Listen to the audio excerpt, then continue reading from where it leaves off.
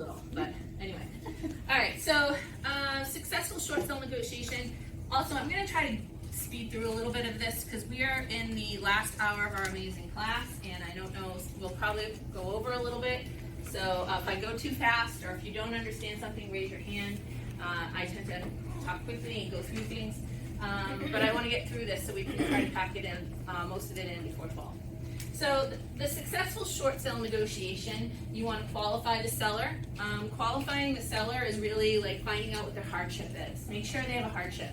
I gave an example at the beginning of the class, just because you want to buy a house in Bedford or you like the area better and you used to live in Manchester or London area or somewhere else. So you're going to not pay the house payments on the London area because you're underwater or the Manchester house. That does not mean you can qualify for a short sale. A lot of banks may look at that as a strategic default. So qualifying the seller is sitting down with them and finding out what is your hardship. It's kind of a simple question. What is the situation that has led you to the point that you can't pay your mortgage any further?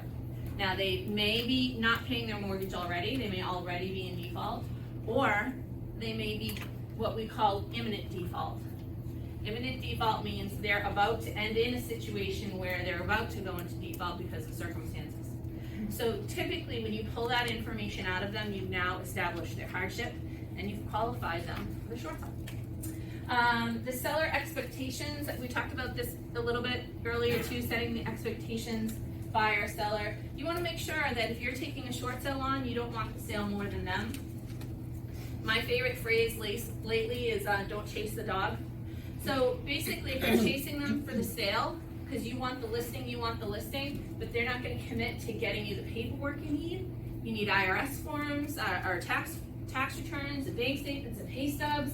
They need to fill out a hardship letter. They have to fill out a financial package. If they're not going to do that, if they're not committed to the sale, but you really want the listing, it's going to be a difficult sale for you all the way through. You're really going to have to, I don't know, either force the person to do it, or you really can't force someone else to do anything. So I guess my point is you're setting the expectations with them up front. If they cannot commit to the sale in the way you need, I wouldn't take the listing, because you're going to be putting a lot of work into this, right? I mean, this is a lot of extra paperwork to take on in a listing. Hence why some people do use third parties. But if you're going to take the listing on, I want you to be prepared, because if the seller is not going to work as hard as you are, it's going to be